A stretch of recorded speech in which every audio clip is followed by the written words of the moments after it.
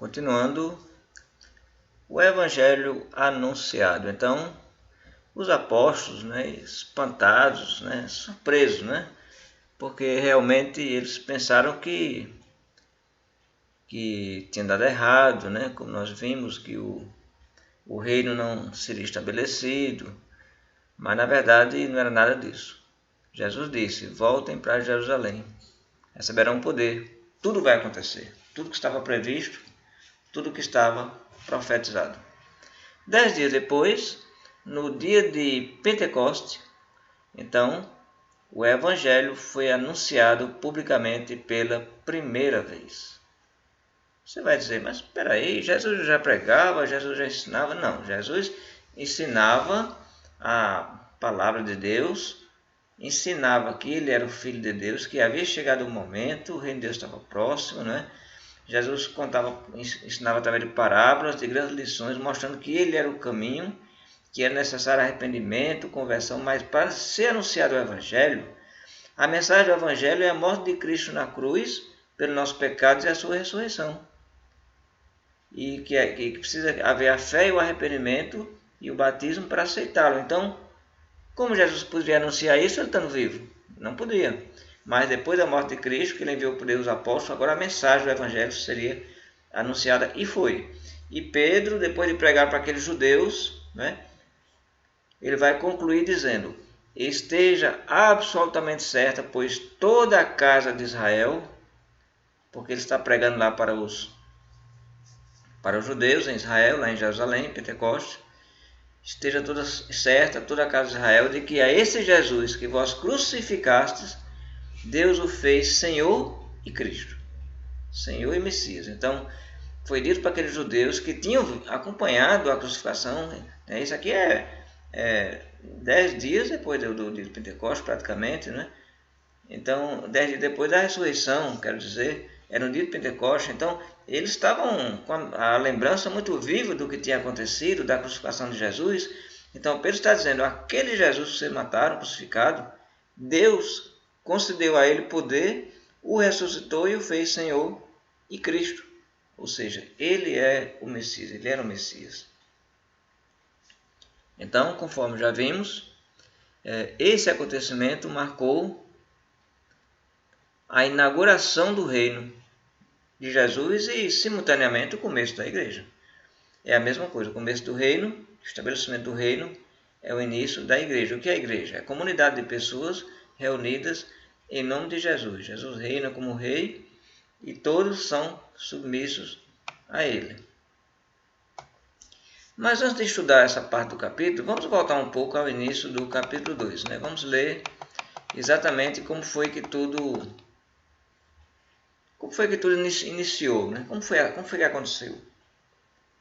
Bem, diz no início do livro de Atos 2 que, ao cumprir-se o dia de Pentecostes, ou seja, ao chegar o dia, estavam todos reunidos no mesmo lugar. O contexto seguinte desse capítulo vai mostrar que esses todos não eram aqueles 120 de Atos capítulo 1, onde houve a eleição para o apóstolo que ficar no lugar de Judas. Esses que estavam reunidos eram os apóstolos. E o texto seguinte vai mostrar isso, porque são eles que vão aparecer com poder, pregando, E o contexto seguinte revela isso. Então estavam todos reunidos no mesmo lugar. De repente veio do céu um som, como de um vento forte, um vento impetuoso, e encheu toda a casa onde estavam assentados. E apareceram distribuídas entre eles línguas como de fogo, e pousou sobre cada um deles. Todos ficaram cheios do Espírito Santo e passaram a falar em outras línguas, segundo o Espírito lhes concedia que falassem. Veja bem, para a gente entender o dom de línguas aqui, é necessário entender o contexto do que está acontecendo aqui em Jerusalém, nesse dia de Pentecostes. Se não entender esse contexto aqui, o que está acontecendo aqui, não vai ter a mínima noção do que significa esse dom de línguas.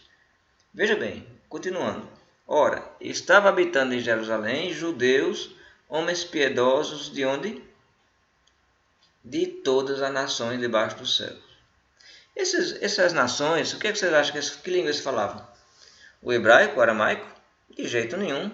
Sim, eram judeus, mas eram judeus que nasceram no Egito, falavam a língua antiga copta egípcia. Judeus que nasceram em Roma falavam latim. Judeus que nasceram na Grécia, na Macedônia, falavam grego. Então havia várias nações e idiomas presentes. Então por isso que eles receberam o dom de línguas, para ter a capacidade de falar o evangelho naquele idioma e eles entenderem.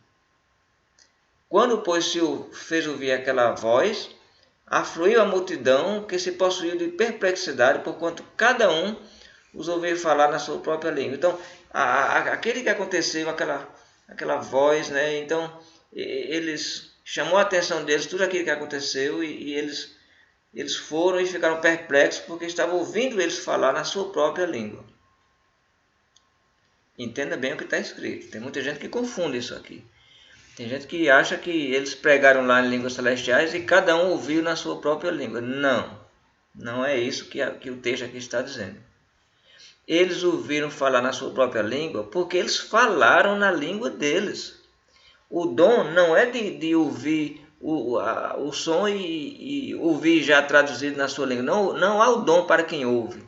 O dom é para quem fala, né? A pessoa que ouve entende porque está falando o idioma dele, né? Você que está me ouvindo, por que você está entendendo o que eu estou dizendo? Porque eu estou falando português.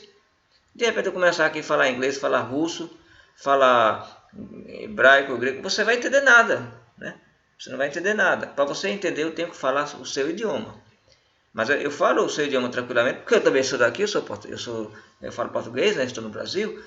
Mas se fosse uma pessoa de outro idioma, só iria entender se falasse a nossa língua, o português. Então foi isso que aconteceu. Os apóstolos tinham a capacidade de falar o idioma daquelas nações presentes. E foi isso que causou espanto. Eles não tinham estudado aquele idioma. Eram galileus, né? Os galileus não tinham muito estudo. Então, por isso que você vê aí que se possuiu de perplexidade. Então, eles estão vendo uma coisa fantástica. Homens galileus, sem cultura, estão falando idiomas que tinham que ter muitos anos para estudar, né? Então, aí você está entendendo agora o contexto do que está acontecendo aqui, do que é o dom de línguas. O que é dom de línguas? É falar idiomas, não é ficar embolando a língua sem nenhum sentido. Isso não é dom de línguas. Muito menos dom de línguas que a gente encontra na Bíblia. Em Coríntios, Paulo, inclusive, vai recriminar esse uso sem finalidade, sem sentido. Então, vemos aí Atos capítulo 1, versículo 1 a 6. E você pode continuar a leitura, né, dos versos 7 até o versos 12. E eu quero fazer isso aqui, vamos ver aqui. Atos, abra aí sua Bíblia. Que bom que você também está com a Bíblia, está acompanhando, que maravilha, né? Então vamos abrir aqui também Atos capítulo, versículo 7 vai dizer, do capítulo 1, né? Aqui capítulo 1. Eu acho que aqui é Atos capítulo 2, aí está 1, né? Mas acho que aqui é o 2, porque esse texto é do capítulo 2, versículo 1. Então vamos ler do 2, do 7 ao 12. Então ele vai dizer: estavam, pois, atônitos e se admiravam, dizendo: vede, não são porventura galileus? Todos esses que aí estão falando? Exatamente, esse é o espanto. E como os ouvimos falar, cada um em nossa própria língua materna. Está vendo aí? Eles estão falando a língua materna deles. A língua materna é o quê? A língua que eles nasceram e falavam. Se era na Roma era o latim, se era no Egito era o egípcio, se era na Grécia, se era Macedônia era o grego, se era em outra localidade era outro idioma, né? Então eles estavam ouvindo na língua deles. Por quê? Porque eles estavam falando a língua deles. Veja aí as nações presentes: partos, medos, elamitas, naturais da Mesopotâmia, Judéia, Capadócia, Ponto e Ásia.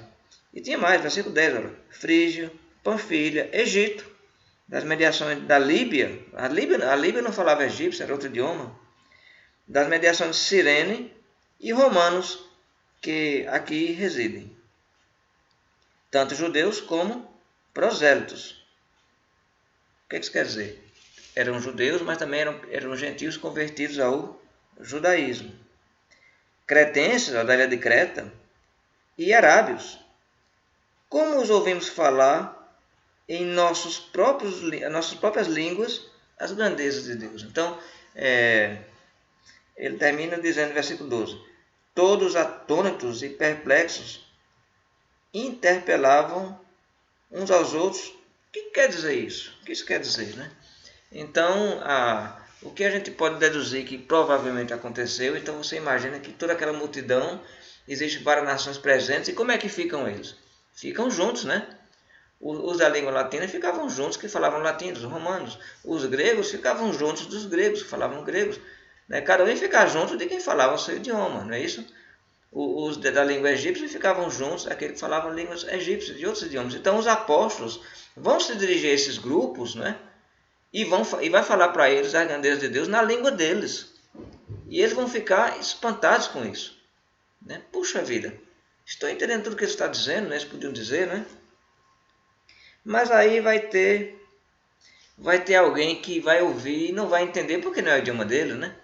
Então vamos dizer que um grego, ouvindo ele falar egípcio, vai dizer: o que esse cara está falando aí? Tá bêbado, né? Então alguém que não vai entender vai dizer: eles estão bêbados, porque não está entendendo o idioma, porque não é o dele, né? Mas quem está ouvindo está entendendo. Né? Então, continuando aqui, essa história fala sobre as muitas nações representadas em Jerusalém naquele dia. Uma importante cerimônia anual dos judeus, até então ordenada pelo Senhor. Você depois pode ler em Levítico capítulo 23, vai falar de quando o Senhor ordenou a festa de Pentecostes. Então vamos falar aqui um pouco sobre essa festa. Pentecostes, penta vem de 5, né? Penta campeão 5 vezes, então 5 semanas, e também era chamada a festa dos primeiros frutos, né? Veja que coisa interessante. Pentecostes comemorava os primeiros frutos das colheitas. E aqui está ocorrendo os primeiros frutos do reino. Né? Por quê?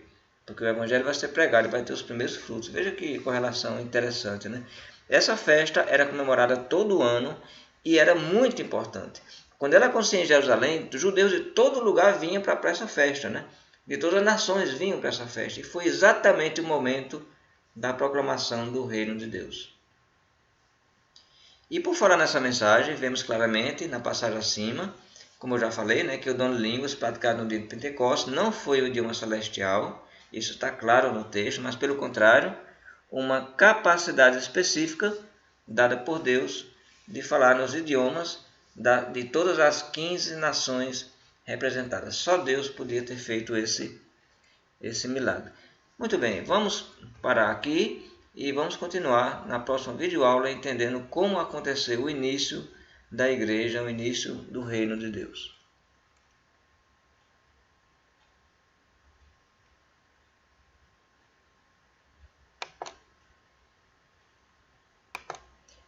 Continuando, ainda temos tempo, né? Não vamos interromper agora, vamos continuar. Então, a pregação de Pedro. Vamos agora examinar cuidadosamente a pregação do apóstolo Pedro naquele dia. Então, Pedro vai explicar o que está acontecendo, né? As pessoas estão surpresas, mas como é possível isso? O que está acontecendo? Então, Pedro vai explicar o que está acontecendo. Ele vai aplicar agora a profecia de Joel. Aquela profecia de Joel, capítulo 2, ela é interpretada pelo Espírito Santo aqui no livro de Atos. Temos uma interpretação inspirada. Então, ninguém pode dizer que Joel é outra coisa, quanto o próprio apóstolo Pedro está dizendo que Joel se refere ao cumprimento do Espírito Santo do reino. Então ele cita Joel. E acontecerá nos últimos dias, diz o Senhor, que derramarei do meu Espírito sobre toda a carne. Vossos filhos e vossas filhas profetizarão. Continuando, vossos filhos e vossas filhas profetizarão. Vossos jovens terão visões, e sonharão vossos velhos, e acontecerá que todo aquele que invocar o nome do Senhor será salvo. Atos capítulo 2, 16, 17 e também o versículo 21. Então Pedro se levantou assim, no lugar mais alto, né? E ele então fez uma pregação para todos aqueles judeus presentes. Veja bem, nesse momento aqui é importante fazer uma observação. Algumas pessoas pensam que Pedro pregou e cada um entendeu no seu idioma. Não. Antes eles estavam entendendo porque os apóstolos estavam falando o idioma deles. E é isso que eles vão dizer. Ouvimos na nossa língua materna. Nesse momento que Pedro vai pregar o evangelho, ele tinha que usar um idioma agora, né? Não é possível ele falar e cada um entender na sua língua. Não existe o dom. A Bíblia em nenhum momento na Bíblia fala do dom de ouvir na língua correta. Não existe o dom de ouvir. O dom da língua é o dom de falar. Então, só existe duas possibilidades aqui que Pedro pode ter falado. Uma primeira possibilidade é ele ter falado em grego. É uma possibilidade. Por quê? Porque grego era uma língua praticamente falada em todo o império, né? Todos compreendiam bem o grego. Então é possível que Pedro tenha falado em grego. Isso teria causado ainda mais espanto, né? Outra possibilidade é ele ter falado em hebraico. É possível também, né? Ele ter falado em hebraico porque, embora a língua hebraica não era tão falada, mas era lida nas sinagogas. Os judeus tinham certa familiaridade com o hebraico. Então são possibilidades, né? Mas certamente ele falou de modo que todos, a maioria, né, pôde entender. Depois de mostrar que tudo que aconteceu foi para cumprir as profecias do Velho Testamento, Pedro afirmou ser Jesus apoiado por Deus, fartamente demonstrado através de muitos milagres e sinais que Deus havia feito pelo próprio Jesus e que eles tinham testemunhado. Muitos deles tinham sido testemunhas, tinham visto os sinais, os milagres de Jesus, eles sabiam que era feito por Deus. E mais, Pedro disse de como Jesus havia sido entregue ao sinédrio dos judeus e pelas mãos dos pecadores, mas isso pela própria vontade de Deus, crucificado, mas que Deus havia ressuscitado, rompendo assim, como ele chama, os grilhões da morte, usando o texto, né, profético. Para convencer os seus ouvintes desses fatos, Pedro vai citar o quê? Ele vai citar a palavra de Deus, ele vai citar o Antigo Testamento, que era a Bíblia na época, não é? Então ele vai citar Davi, fez citação do rei Davi nos Salmos, rei e profeta do Velho Testamento, que predisse todos esses acontecimentos. Então, ao citar a profecia e mostrar o cumprimento, aqueles judeus tiveram, né, realmente consciência de que tudo aquilo era verdade. Continuando, ele diz: esteja absolutamente certa, pois, toda a casa de Israel, né, de que é esse Jesus que vocês crucificaram, Deus o fez Senhor e Cristo. Assim chegou Pedro ao clímax do seu sermão, o momento principal. E você pode imaginar aqueles pessoas estão vindo e o choque, né, diante dessa declaração. Já pensou? O prometido Messias, cuja chegada eles esperaram por tantos anos, tantos séculos, com orações, com lágrimas, foi levado por seu próprio povo a uma morte vergonhosa e infamante. Pior morte que existia, morte na cruz. A consciência deles, realmente, daquela multidão, recebeu um golpe muito forte, quando Pedro os acusou de crucificar o prometido Salvador. Aquele que fora por Deus, feito por Deus, né, como Senhor e Cristo. A verdade entrou certamente em suas mentes como um relâmpago, penetrante e cortante. Eles se confrontaram com a realidade inquietante, não podiam fugir dos fatos. Enquanto seus corações batiam furiosamente, aparecia em seus lábios a única pergunta apropriada para o momento. E agora, né? O que foi que nós fizemos? Nós matamos o Salvador, o Messias, nós apoiamos, nós dissemos, crucificam, nós acompanhamos sua crucificação, não fizemos nada. E era ele realmente o Messias. Está aí o sinal, o milagre, a mensagem deles pregando em idiomas. Como isso é possível, né? As profecias aí citadas, citou Davi, está certo. E ele ressuscitou. Eles estão falando a verdade. Então a única reação, o que fazer, né? O que devemos fazer? Vamos continuar na próxima aula respondendo essa pergunta.